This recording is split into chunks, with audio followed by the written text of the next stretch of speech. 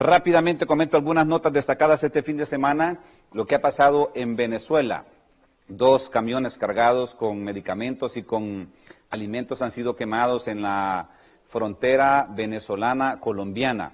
Hoy llega a Colombia el vicepresidente de los Estados Unidos, Mike Pence, a reunirse con Iván Duque y con Juan Guaidó para definir otra estrategia en relación a la entrada de los alimentos a este país suramericano que está en tremendo conflicto. El sábado seguimos de cerca lo que estuvo transmitiendo sobre todo CNN y es difícil lo que está pasando en Venezuela, muy, pero muy difícil.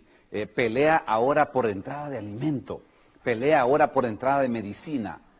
Sinceramente que no logramos explicar realmente qué es lo que está pasando. Siéntense, hablen, busquen una cordialidad para beneficiar a ese pobre pueblo.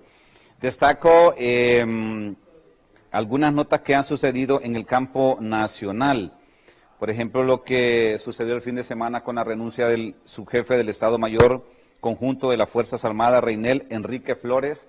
Reinel Enrique Funes ha renunciado a la subjefatura de las Fuerzas Armadas de Honduras y ha dicho que es por lo que pasa en el país y por situaciones internas en las Fuerzas Armadas de Honduras. Hoy hay ascensos en las Fuerzas Armadas a las 10 de la mañana de tenientes coroneles a coroneles, de coroneles a generales, ascensos que ya fueron aprobados, por supuesto, por el Congreso Nacional de la República, que es a quien le compete esta responsabilidad. ¿Es posible que un ser humano reviva? Ese es el tema que vamos a hablar esta mañana, con los expertos, con los entendidos. Y he invitado a una diputada que la semana anterior introdujo una iniciativa en el Congreso Nacional para definir alguna estrategia de apoyo, de ayuda a esa mujer, a esa madre de familia del Negrito Lloro que tuvo velando a su hijo casi 3 días, que lo sacó de la tumba y que luego lo veló por un par de días, lo volvió a enterrar y los médicos le decían que estaba clínicamente muerto, la familia decía que estaba vivo. ¿Qué es lo que está pasando? No desde el campo del morbo, no lo vamos a ver desde el campo del morbo hoy, lo vamos a ver desde una realidad vigente, desde el punto de vista científico, desde el punto de vista legal, desde el punto de vista legislativo, si cabe este término.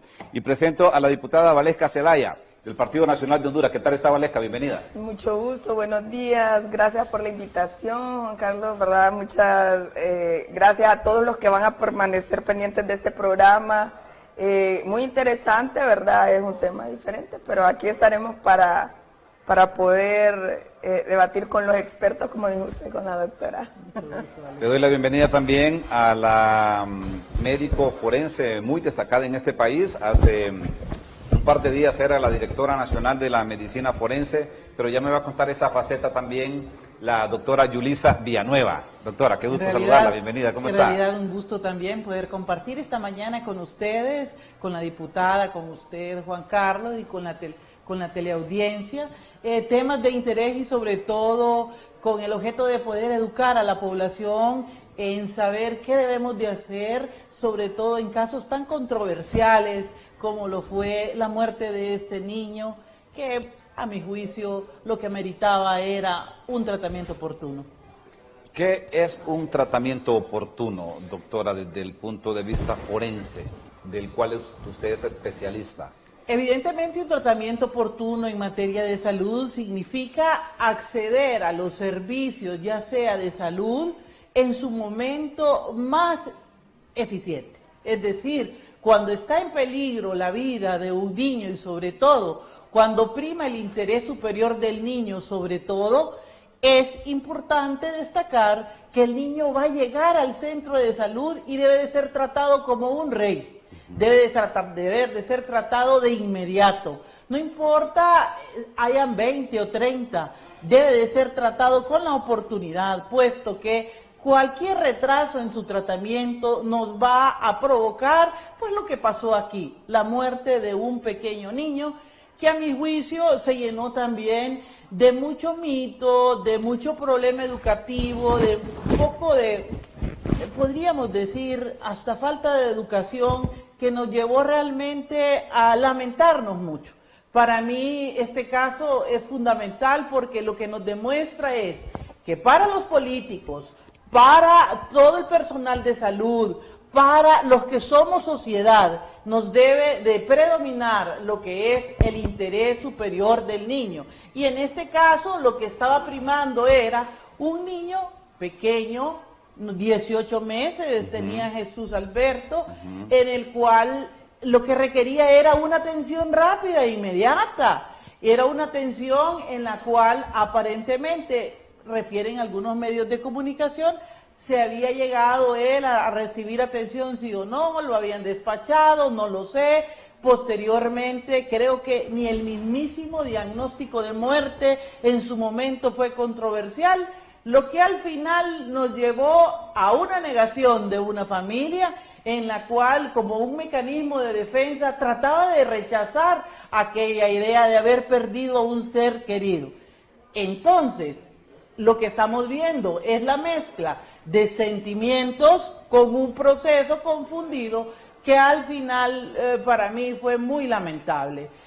Lejos de pensar si el niño rubio, aquel que parecía un ángel, según la comunidad, no era más que un niño con una cromosomopatía llamada albinismo, sumado a problemas también de desnutrición que le comprometían su estado general. Y por supuesto, qué pena, y yo digo, qué pena que en Honduras los niños se nos mueran de diarrea todavía. Nadie, ningún niño hondureño debiera de morirse de una diarrea y de mucho menos sus complicaciones como lo son la deshidratación. Este niño también hay un antecedente de que había estado con un cuadro diarreico combinado con fiebre, es decir, una infección gastrointestinal que estoy segura que al final le cobró la vida a través de un compromiso, de un choque hipovolémico con coma, y eso es lo que lamentamos. No poder entender por qué en las comunidades perdidas de Dios, que esta no es una gran comunidad tan perdida es tampoco. En el Negrito, en el departamento de Lloro. Bueno, nuestros niños no tienen acceso a la salud. La madre, y estoy segura que igual como lo vemos en el resto de lugares distantes, se ven con mucha preocupación. Porque yo pienso que una crítica sana es, lejos de seguir colocando más policías en las calles, 10.000, no sé cuántos más quieren allí, necesitamos 10.000 soldados, doctores, enfermeras. Eso es lo que necesitamos en los centros de salud. Necesitamos realmente centros de salud que sean eficientes y que no solo sean Césares, es decir, comandados por una sola enfermera que se vea abatida porque tiene una gran cantidad de usuarios que no puede resolver. Y los problemas de salud en este país se resuelven muchas veces únicamente con médicos en servicio social. Muy bien, ya me va a contar ampliamente también desde el punto de vista forense qué fue lo que sucedió con este niño luego de todo el proceso que lo llevaron al centro, lo declararon clínicamente fallecido. Pero esto llegó también al Congreso, diputada Valesca Zelaya, y usted introdujo una iniciativa en el Congreso Nacional ¿en función de qué? Mire, realmente yo comparto el 100% de lo que la doctora acaba de manifestar y ese fue el espíritu de lo que yo manifesté ese día en sesión. A mí me parecía insólito, me parecía sacado de una película de terror casi, el hecho de que teníamos a un niño en una situación donde su familia, sus vecinos, llegaron a pensar de que esto era algo milagroso, ¿verdad? Claro, la fe es la fe y yo soy una mujer de fe también, ¿verdad? Pero desde el momento en que el niño, y la doctora nos lo podrá explicar mejor, desde que el momento al niño lo enterraron, lo desenterraron, estuvo 5 días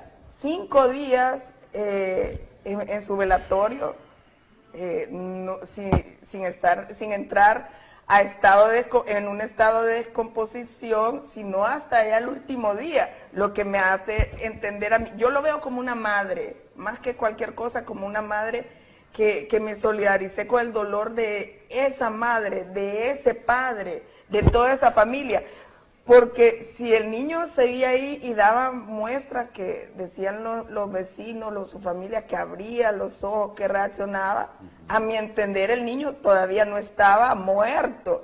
¿Por qué no darle la atención necesaria a tiempo. Esa fue mi petición, que se acercaran las autoridades quienes se tenían que acercar, el Ministerio Público, de pronto también los médicos, ¿verdad? La Secretaría de Salud tuvo que estar ahí, el DINAF, porque si bien es cierto, el niño falleció y tal vez tuvo una muerte agónica, ¿por qué no vi yo, por qué no vimos nosotros a quien correspondía llegar al lugar para que dijera de una vez por todas que el niño ya no tenía signos vitales, que el niño ya era el momento de darle una cristiana sepultura? ¿Y por qué alargarle la agonía a toda la población que estuvo pendiente del mismo? Pues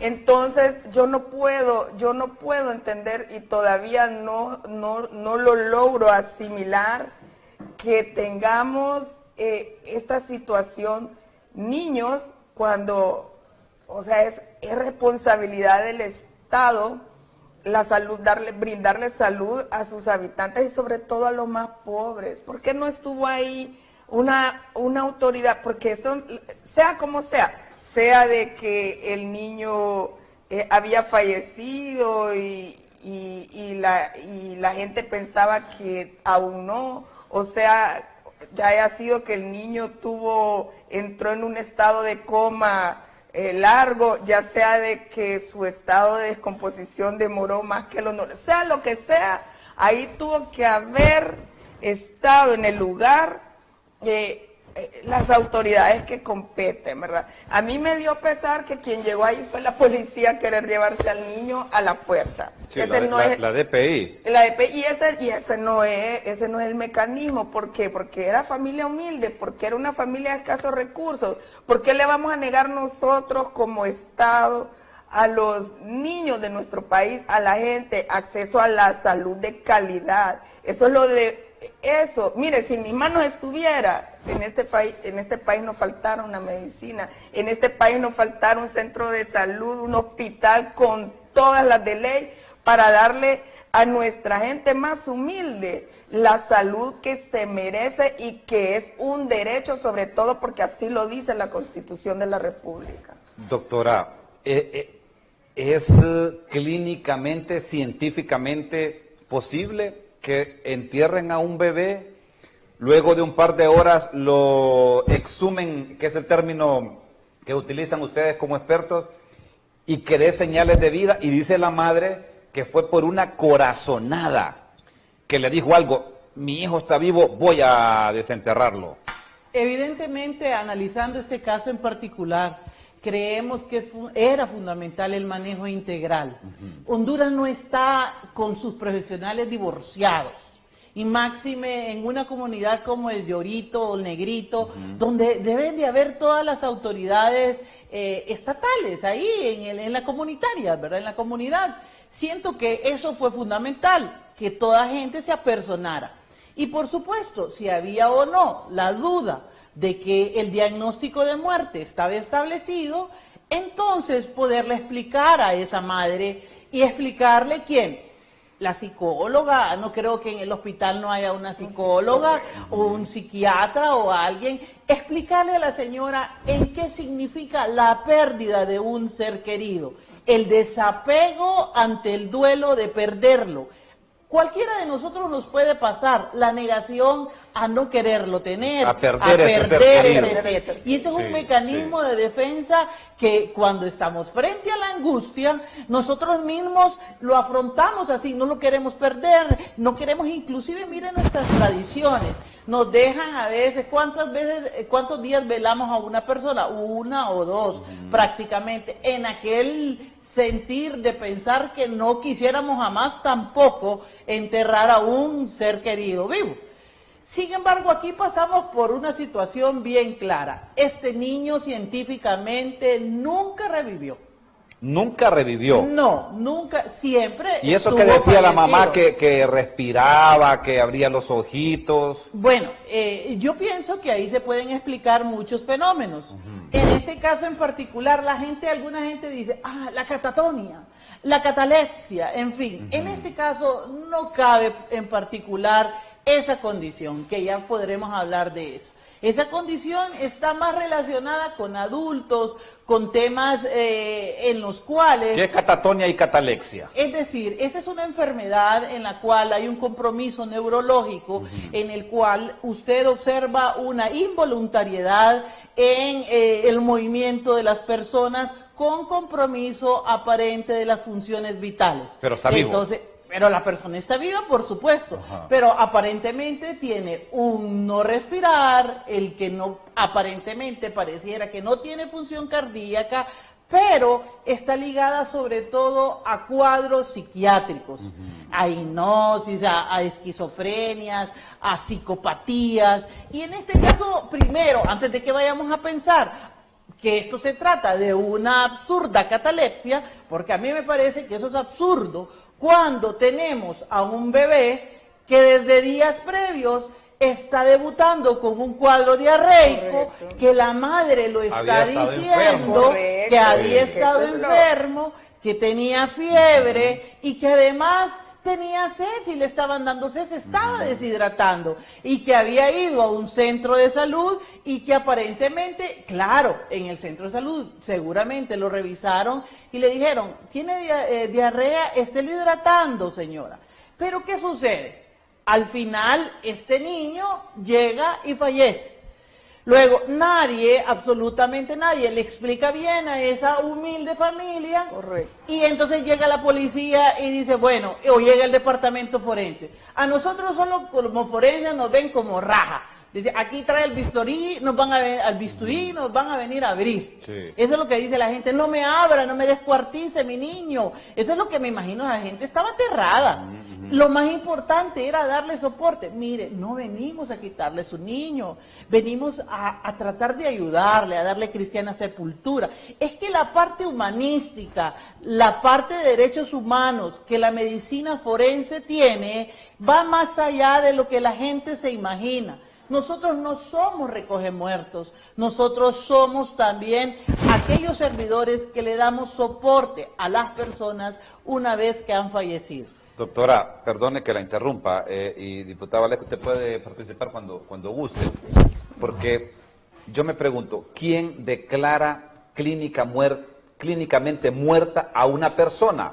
Yo voy a un hospital, voy a cualquier lugar que tenga que ver con la medicina, estoy muy enfermo desde hace días, y dice el médico a mi madre, su hijo Juan Carlos está muerto. Bueno, pues, ¿quién es el que decide ese momento? Que está clínicamente muerto. ¿Hay un documento o es de boca la cosa? No. Aquí no hay nada de boca. Es lo que nos ha pasado a veces en algunas controversias que hemos tenido recientemente. ¿Quién da los certificados de defunción en este país? ¿Son los agentes de investigación de la policía o de la agencia técnica o somos los médicos forenses o el cuerpo médico?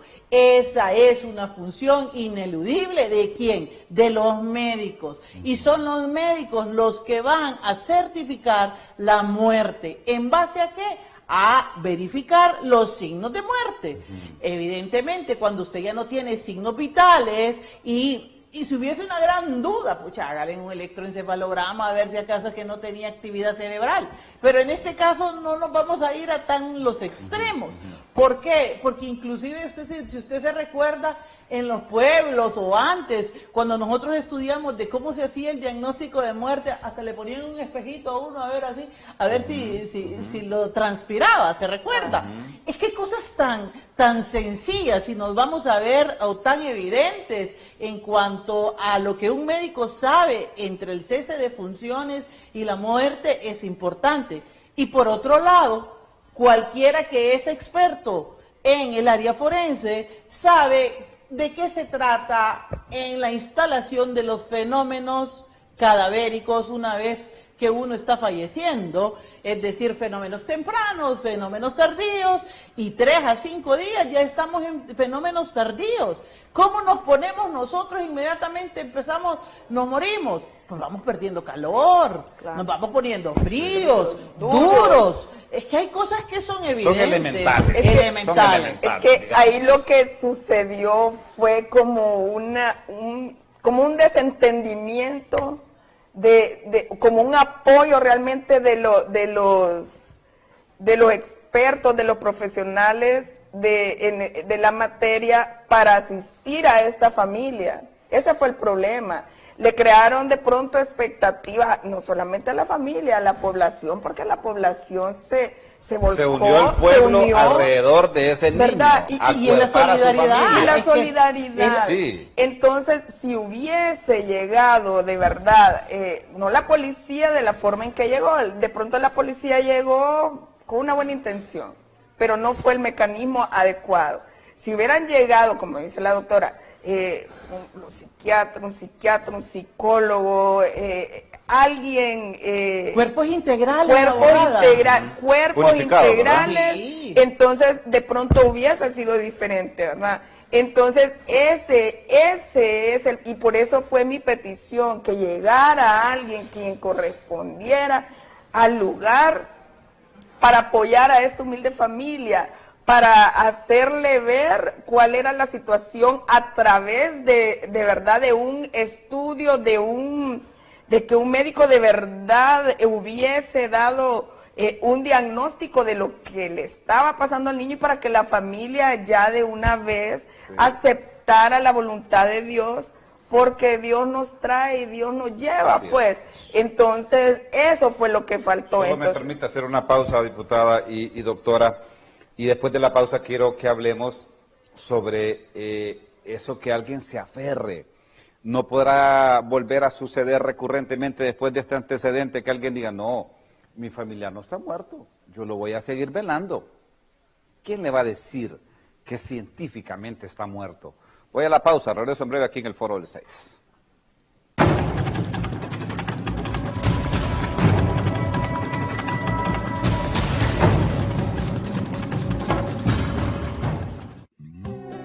El zancudo a EDC, porque hay denuncias que no se deben callar y llamadas que no pueden esperar. 2550-5009, la línea caliente de Canal 6, donde su voz sí se escucha. Denuncias 9696-0007, videos 9696-0007. Noticias de tu comunidad, 9696-0007. Tu WhatsApp de Canal 6, 9696-0007. Nacimos por un ideal. Desde hace muchos años luchamos con un propósito. Y gracias a nuestro principio de informar siempre con la verdad, ustedes nos han posicionado como el canal más importante de nuestro país. Han surgido imitaciones, pero jamás como el canal del pueblo hondureño. Canal 6, 35 años llevándoles el mejor entretenimiento e información veraz en Honduras.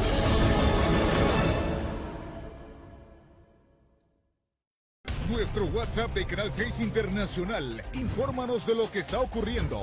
Denuncias, fotografías, videos. 9696-0007. La voz del pueblo. WhatsApp de Canal 6 Internacional. 9696-0007. Noticias Noti 6. Cobertura a las 24 horas.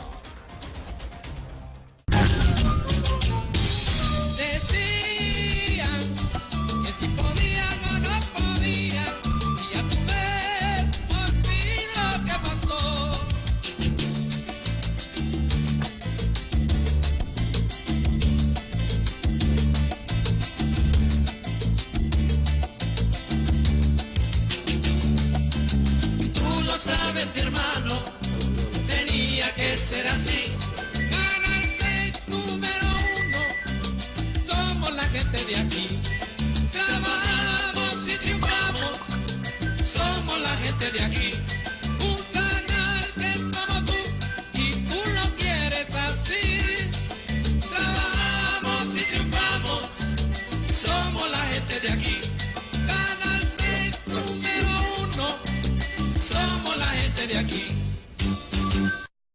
Porque hay denuncias que no se deben callar y llamadas que no pueden esperar. 2550-5009. La línea caliente de Canal 6, donde su voz sí se escucha. Denuncias 9696-0007. Videos 9696-0007. Noticias de tu comunidad 9696-0007. Tu WhatsApp de Canal 6 9696-0007.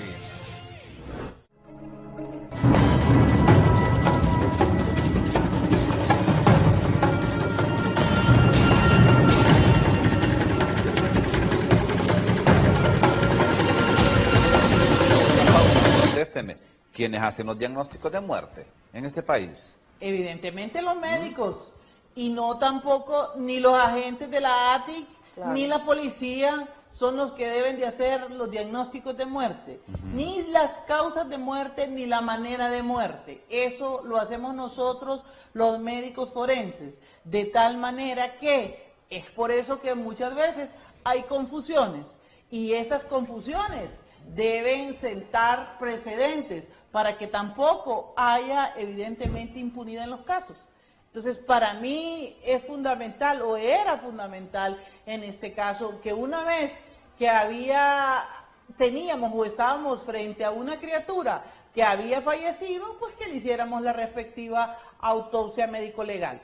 El problema es la aceptación de las familias o de la comunidad a tierra adentro sobre los procesos de muerte. Sobre todo la muerte violenta todavía a veces ellos aceptan. Muchas veces nosotros inclusive tenemos morgues móviles, por Dios. Hubiera estado directora, mando la morgue móvil a donde, al Negrito Lloro, se la pongo a la par de la casa y le digo, señora, no nos vamos a tardar nada. Vamos a hacer rápido un examen y vamos a averiguar de qué murió su niño, porque si ella tiene otros niños o hay otros niños alrededor de la comunidad que pudieran tener lo mismo que tenía el pequeño Jesús, entonces les vamos a ayudar. Así pasó lo mismo en Amacigüe y en Choluteca, donde unas culebras mordían unos corales a unos niños. Y murieron varios niños ahí. Y murieron. ¿Y sabe qué les dije? Llevémosla. Revisemos el caso. No, que ya se entregó el cuerpo. Dios santo, fiscales de la niñez, ¿dónde están? Es que tenemos que verificar si los hospitales están dotados también del tratamiento oportuno para los niños y saber si este niño se murió porque no había suero antiofídico o no es que queremos despelotarnos contra el sistema de salud. Lo que queremos es trabajar en integración. Y esa integración es la que ustedes hacen.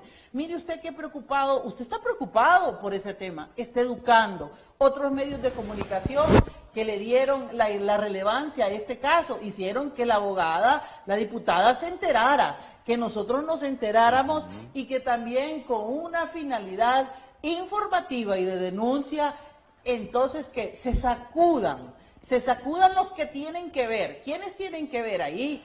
El sistema de salud pública, la DINAF, la Fiscalía de la Niñez, Medicina Forense y sobre todo esos fiscales de la niñez. A veces los fiscales de la niñez no encuentran, dicen, no, como no es un caso violento, doctora, no ocupa autopsia. Entonces yo me pregunto, ¿usted cree que este caso no ocupaba autopsia? ¿O un niño que lo mordió una serpiente no ocupaba autopsia? ¿O un niño que estuvo con una crisis aparente de tosferina y tosía y tosía y tosía y el médico cree que tiene tosferina y dice, no le vamos a hacer autopsia, doctora? ¿Sabe por qué? ¿Y por qué si esta es una autopsia? No, mira que es una enfermedad que epidemiológicamente hay que controlarla. Claro. Y hay que hacerle la autopsia, porque si es tosferina, va a haber una epidemia después. Va a haber contaminación. Ahora una no las hacen, no les piden, ahora, no es violenta. Dice que Dios ahora, santo. Yo con todo lo que yo escucho, a mí me viene un interrogante, ¿verdad? Yo no soy médico, pero soy parte también de esta sociedad que se preocupa cuando mira las deficiencias en estos casos en el sistema de salud, ¿verdad? Porque para mí salud debería de ser el ministerio más importante de nuestro país, Salud y junto y educación, junto al de Son educación. paralelos, salud y Son educación. paralelos. Educamos para prevenir, Claro, sí. porque si tenemos un pueblo educado, un pueblo con salud, hay menos hasta índice de delincuencia, ¿va? Porque la educación de la gente Cambia la vida. Cambia la vida Cambia porque la vida. le enseña a la persona a emprender. Le enseña a emprender. De pronto no puedo conseguir un trabajo que pero me hace emprendedor, ¿verdad? Debemos de educar emprendedores. Pero mi pregunta es la siguiente, porque hay que hacérsela. En estos casos, como el caso de este niño, o el caso de este niño en Choluteca que lo mordió la serpiente sí. y murió, no hay algún tipo de responsabilidad legal. ¿Quién es el responsable? Porque debe de haber un responsable legal. El fiscal es el porque encargado de eso. pero debe de existir. Para mí eso es hasta, no sé si cabe la palabra mala praxis, porque es un mal diagnóstico, es un mal manejo del problema de salud de la enfermedad. Alguien tiene que ser responsable, no puede ser solo que le digan, fíjese Buen que tema se ese de la diputada, no, buen tema sí, ese, no solamente, doctora. por supuesto. no solamente decirle a alguien, fíjese que su niño falleció o su familiar falleció.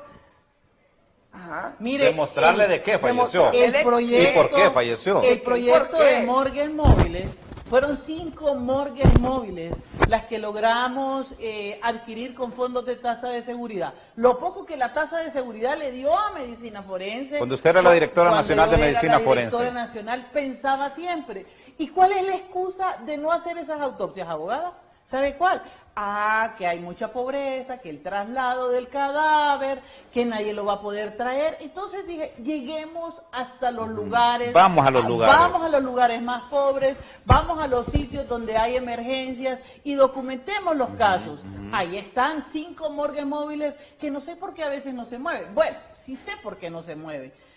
Conseguimos las morgues móviles y no nos dieron ni los aseadores, no nos dieron ni los motoristas, ni nos contrataron todos los médicos. Entonces estábamos con los carros y no teníamos el personal. Esas son las cosas que pasan en Honduras. Yo me digo, entre el desconocimiento, entre la falta de compromiso, porque uno puede andar pidiendo, queriendo hacer las cosas. Logramos documentar ya más de 500 casos el año pasado con morgues móviles, llegando hasta el lugar más recóndito de Honduras, colocándolas en los sitios, sobre todo donde tenemos descobertura de los servicios nacionales forenses.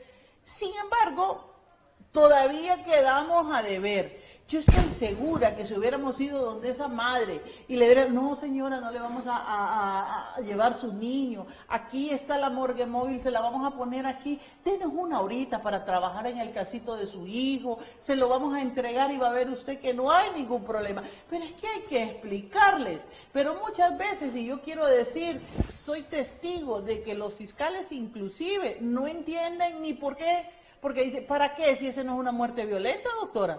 Pero es una muerte que tiene un interés de tipo social y habrá que deducir responsabilidades para saber. Yo recuerdo, dice que no solo todas las muertes, por ejemplo, bajo custodia, todas las muertes bajo custodia tienen que ser autopsias. Y he tenido casos inclusive, o tuve antes, en los cuales no se pedían las autopsias, fallecía la gente y eran privados de libertad y no se podía deducir, no, ese nadie lo mató, es que vi que estaba allá en Támara y se murió y iba a recibir atención en el hospital escuela y se murió. ¿Y qué tenía? No, dicen que tenía una tosecita y se murió, parece que se murió de infarto. Hagámosle la autopsia, por favor. Claro. Ahí iba yo. Y me decían, doctora, pero que usted toda es autopsia. No, es que yo estoy hablando de la autopsia como un instrumento científico para conocer la verdad. Claro, porque ese hombre, aunque esté privado de libertad, tiene familia. Tiene familia, tiene hijos, tiene hermanos. y la familia tiene derecho a saber qué es lo Necesita que saber pasa. de qué murió. Pero, ¿y cuál era la tosecita, cree usted? Tuberculosis. Puede ser una tuberculosis. Ajá. Y va a contaminar Y a todos los recluidos. Se los dije y siempre los hicimos saber. Y luego se desata una epidemia de tuberculosis. Entonces yo digo, ahora me mandan a preguntar a mí en otro oficio, doctora, ¿por qué el señor tal y tal y tal no se le hizo autopsia? Las autopsias no se van a hacer en este país mientras la autoridad competente no las pida. y es ¿quién? El fiscal. Nosotros no actuamos a simple deseo de la población. Es por eso dice, medicina forense no vino. Aquí estamos con el cadáver, somos un equipo. Y se tardan tanto, también dice la gente que se queja. Dios santo, si solo la Unión Europea me regaló 4 carritos. 4 para todo Honduras. Para todo Mire, Honduras. Hay que tener 18, ¿verdad? Uno hay por otra cada cosa, departamento. mire, hay dos cosas, ¿verdad? Hay dos cosas aquí que yo veo. Uno, cuando la doctora dice de que le dieron sus 4 unidades de Morgues móviles. morgues No, móviles, 5 morgues móviles. Cinco morgues sin personal. A mí me preocupa ahora otra cosa. Ahorita pues se está queriendo hacer más quirófanos en los hospitales, más UCI, ¿verdad? Unidades de cuidados intensivos, pero también, y es el personal. Tenemos personal para realmente O sea, se hace la infraestructura, pero se necesita el personal. Necesitamos el personal calificado, quien va a operar en las unidades de cuidados intensivos, porque a mí de nada me sirve tener la unidad si no tengo los médicos y tengo el personal calificado. Y mire ¿verdad? bien que usted lo trata y dice, ¿sabe cuántos intensivistas realmente tiene este país? Yo se los puedo contar. Que el doctor Perato, el doctor Hugo, el doctor Solórzano, son contaditos, no llegamos ni a 10, por favor, creo, si alguien me puede, no son 20, este país necesita mucho más especialistas, enfermedades como las de orden cardiovascular, ¿cuántos cardiólogos intervencionistas tiene este país? Ajá, ¿cuántos oncólogos tiene? Mire Mario Noé que dice que quiere hacer un hospital y que anda para allá y para acá pidiendo dinero para que le den su hospital, pero son 8 millones de dólares los que se van a gastar en sedes internacionales, en otros lugares, para dar coberturas a temas de embajadas y no a los hospitales que necesita el pueblo. Entonces, yo diría, fíjense que yo lo primero que yo diría como ministra de salud, diría, bueno, ¿cuáles son las especialidades que no tenemos? Enfermeras que no tenemos. ¿Cómo vamos a solidarizarnos con el pueblo expresando más bien que queremos ayudarlo cuando no tenemos el personal adecuado? Es que hagamos un análisis de lo que teníamos. Eso nos pasó también con los forenses. Solo eran 6 forenses en todo el país. ¿Cuántos tenemos ahora en el país? Ahora, imagínense que yo fundé, gracias al apoyo de la Universidad de Honduras, ese vínculo estrecho entre la ciencia, el alma mater y nosotros, un posgrado. Y el posgrado nos formó ya 10 especialistas nuevos. Ahora, yo me pregunto, y le digo yo aquí a la Fiscalía, ahora que estoy fuera, si tenemos 5 especialistas nuevos, esos 5 especialistas deben ser contratados de inmediato por el sistema, porque no tenemos médicos forenses especialistas titulados en el país. Inclusive el que me sucede en este momento tampoco tiene las credenciales académicas ni el título para llamarse especialista. Somos tan pocos, inclusive yo soy patóloga, que me estoy dedicando al área forense.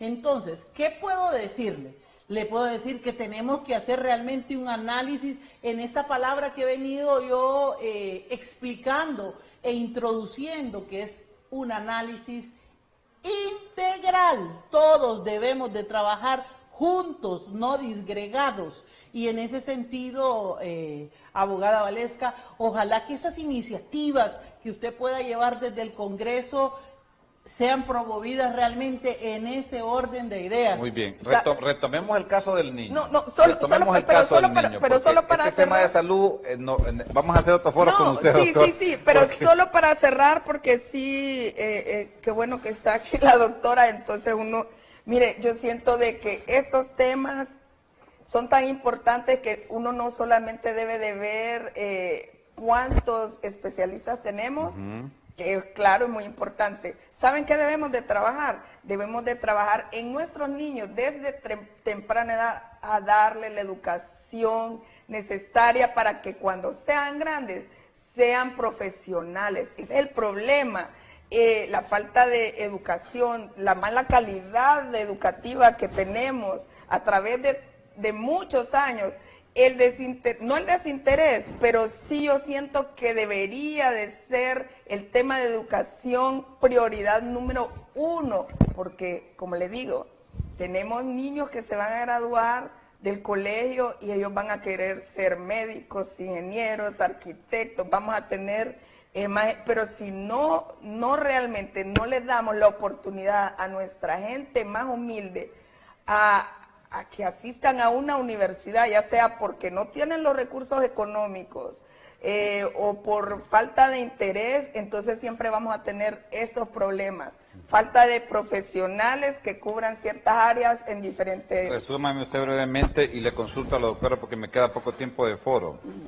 ¿A qué se expuso la gente, doctora, después de tener un ser humano enterrado, si vale este término, y luego exhumarlo o desenterrarlo para que la gente entienda?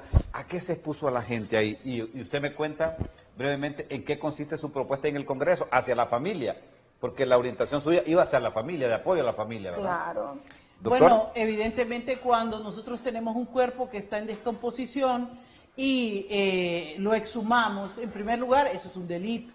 Quiero decirlo que si no tiene la autorización de un juez y no hay los respectivos trámites administrativos de los permisos de salud, igual la instrucción de un aunque fiscal, sea familia. aunque sea familia, usted no lo puede sacar. Y eso es multado. Es decir, ya caemos en un delito que se llama profanación. No podemos, una vez enterrado el cadáver, llegar nosotros y vamos a desenterrarlo, aunque lo hayamos enterrado en un lugar que nadie le dijimos, como fue el patio de nuestra casa. Tenemos que tener claro el permiso sanitario, el permiso, la orden judicial y por supuesto la instrucción fiscal. Con eso, medicina forense procede. Uno, ¿a qué nos exponemos cuando nosotros tenemos un cuerpo en descomposición? Dependiendo, hay que establecer la causa de muerte, porque si es una enfermedad infectocontagiosa, por ejemplo, la que tiene la persona que ha fallecido, ya sea usted una hepatitis, qué sé yo, una infección grave, eso nos podría provocar un foco de infección al resto de las personas que están cercanas. ¿El caso de la diarrea del niño? En el caso de la diarrea del niño, fíjese que yo pues quiero pensar, y yo le digo, quiero entender por lo que he escudriñado, he visto en ese interrogatorio que han hecho los medios de comunicación a la familia, porque no he visto un papel legal donde me diga el médico forense qué fue. Inclusive tuve la opción de poder observar cuando fueron la DPI y lo único que decía causa de muerte indeterminada a determinar en la autopsia. ¿De qué me sirve? Mejor no hubieran ido, sinceramente. O, entonces, este niño, en el caso de una diarrea, debió haber sido una diarrea infecciosa, pudo haber sido una chiguela, un gran negativo, cualquiera de esos, o hasta un rotavirus, pienso yo, que son las causas más frecuentes de diarreas en niños. Y no por eso, obviamente, si hay contaminación de las heces con el agua o con los utensilios que habían ahí, y luego hay otros niños perfectamente en la contaminación ano, mano, boca, se pueden pues haber riesgos de infección. Ahora, el hijío que dice la gente, porque a la gente le gusta esto, el hijío. dice, yo digo, el hijío no tiene nada que ver. Aquí nadie se va a morir del hijío, ni me va a dar gripe, y perdone mi mamá y mi abuela. Cuando alguien está con gripe no puede ir a una vela por el hijío. Sí, eso es lo que la gente habla, ¿verdad? ¿Eso no es cierto, doctor? No, yo una vez les dije, una vez que estaba velando yo a mi abuela, y les decía, no, que aquí llegue, que el hijío, y entonces les dije, les abrí el féretro y le digo, los que se quieran ir, que se vayan, porque a nadie le va a pasar nada. En realidad lo que estamos empezando a sentir tal vez son malos olores, producto de la descomposición cadavérica. No es correcto, por supuesto, que esto suceda, porque dependiendo de las enfermedades que haya fallecido la persona, así pueden ser un foco de contaminación y hay que tomar las medidas, sobre todo si hay niños allí o si hay ancianos que están velando, personas ¿verdad?, deprimidas, que sean entonces tierra fértil para adquirir una enfermedad producto de esto. Resúmame brevemente, ¿hacia dónde va dirigida su iniciativa para con la familia? Bueno, realmente lo que yo decía al principio era darle asistencia de los expertos en ese momento para determinar y para hacerle ver a la familia si el niño ya había fallecido y el por qué. Recordemos de que nosotros, los hondureños, somos un pueblo de fe, somos de mucha fe. Entonces, ahí lo demostraron. Mucha gente ahí decía que esto era un milagro, ¿verdad? Y no vamos a ¿cómo se llama?, discrepar con la fe del pueblo, porque nosotros, yo creo que todos somos personas de fe, o la gran mayoría, ¿verdad? Y qué más quisiéramos nosotros de que ocurrieran estos milagros, pero estamos hablando de la muerte de un niño que no se manejó a tiempo, que el niño falleció, que nadie pudo darle explicación de qué había pasado, no llegaron las autoridades que tenían que llegar en el momento que tenían que llegar, el niño lo enterraron, lo desenterraron, como dice la doctora, todavía incurrieron a una falta grave porque se requiere de un permiso para exhumar a un cadáver.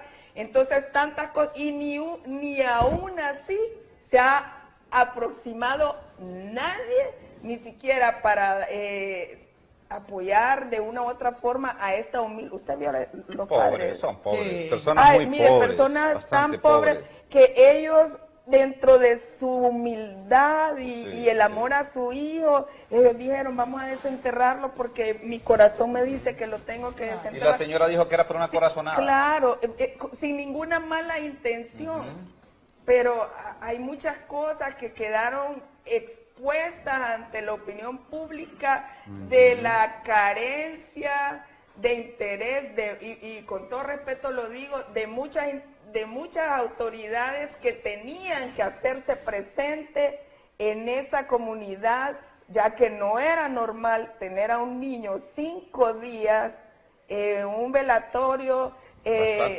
bastante tiempo, que nadie haya dicho nada. Incluso le voy a contar. Un minuto de foro. Mire, 30 segundos para cada una. Para mire, que incluso así rapidito, le voy a contar, cuando yo dije eso, alguien hasta se reír y me dijo, no, Valeja, no te metas ese rollo. ¿Por qué? Le digo, porque no es hijo mío, porque no es alguien que yo conozco, es un hondureño humilde, una familia humilde que está sufriendo y que hay que apoyar. Doctora, su mensaje final a nuestra población. Bueno, es fundamental que la población realmente tenga acceso a los servicios de salud, sobre todo los niños y niñas y adolescentes de Honduras, que son nuestra tierra fértil, son los que van a ser las personas del mañana. Creo que tenemos que concentrarnos en brindarles a estas personas la educación y concentrarnos en acercarle los sistemas de salud, puesto que no podemos estar permitiendo más que nuestros niños se mueran de diarrea. Para mí, que un niño se siga muriendo de diarrea es como que vivamos en el terremotal. No estamos ni en un país tan perdido como el África, no estamos en un país que no tiene recursos, por Dios. Invirtamos los recursos económicos en los niños, en la educación y en la salud, y dejemos de estar invirtiendo recursos en la construcción y compra de edificios. Le agradezco. De 8 millones que no tiene sentido. Que me haya acompañado, doctora. A la orden. Es un gusto. Doctora Yulisa Villanueva, médico forense, exdirectora nacional de medicina forense. 10 segundos para que se despida. Bueno, decirle a la población de que nosotros debemos de ser, como seres humanos, más solidarios y más sensibles con estos temas. Recordemos de que nadie está exento a que nos pueda pasar una situación en la que estemos aclamando y pidiéndole a las autoridades competentes que nos asistan en ciertos momentos, ¿verdad?